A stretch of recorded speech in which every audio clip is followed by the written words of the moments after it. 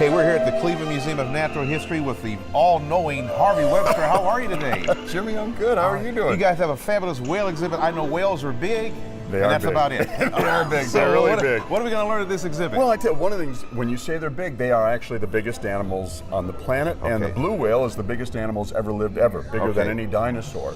So this exhibit celebrates whales. It was put together by the National Museum of New Zealand, so it has a New Zealand focus. And this is a really interesting piece we're looking at here. This is actually a prop from a very popular movie called The Whale Rider, which talked about the Maori people and this tradition of riding whales. And there's a great scene where the young heroine is actually embracing the callosities, those funny barnacle things on the face of the whale. And would this be a replica of a southern right whale? This is life size? Yes, this is the front end of it. So you don't really reel that in on one end? No, you don't. And it wouldn't be interested probably in a worm or those kinds of baits. However, you see they've got lots of scarring in there, and these animals do get scarred up as they bump into each other with those callosities. Wow, okay, that's interesting. So what this exhibit talks about is everything about whales. It talks about the evolution of whales. So we have up here some replicas of fossils that have been found in the last 20 years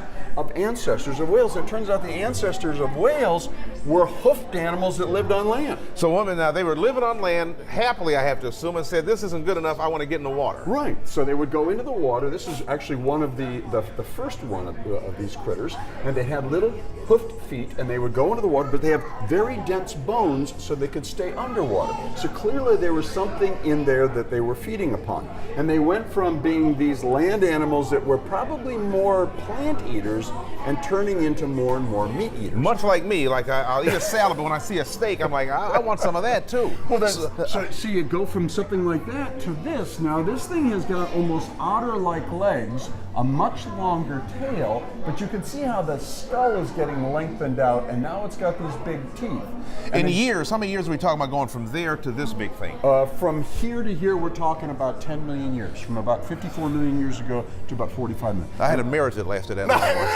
Okay. Or at least it seemed that way. So this is Durodon, and here you see that by the time you get to this, it's got back legs, but look at how little they are. Oh, yeah, they're not doing much. They're not doing anything at all. This is fully acting like a modern whale. Okay, so these are all the things we'll see at the Cleveland Museum of Natural History at the whale exhibit. This is the whale exhibit, whales Tohora. And then you'll see skulls of beaked whales, and you'll see baleen whales, like the whale above us. Okay. You'll see full-size skeletons of sperm whales, the largest carnivorous animal on the planet. But this is a cool thing, Jimmy. You gotta check this out. Look at this baby right here. Oh my gosh! This is a heart!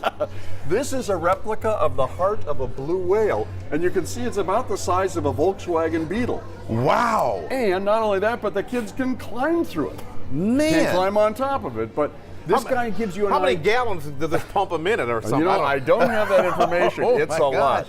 Wow. So this exhibit celebrates not only the evolution of whales, their biology, how they live. There's a cool exhibit that talks about the sounds they make, how they're able to dive. Sperm whales can dive to 5,000 It's a lot to feet. see. 5,000. 5,000 feet below surface and go after giant squid. There's an awful lot to discover down here. All right, it's at the Cleveland Museum of Natural History. I'm lucky. I get to walk around with Harvey Webster. Everybody doesn't get to do that, but you'll see a lot here for sure. Wow, this is fascinating. Come on down. All right. Thank you.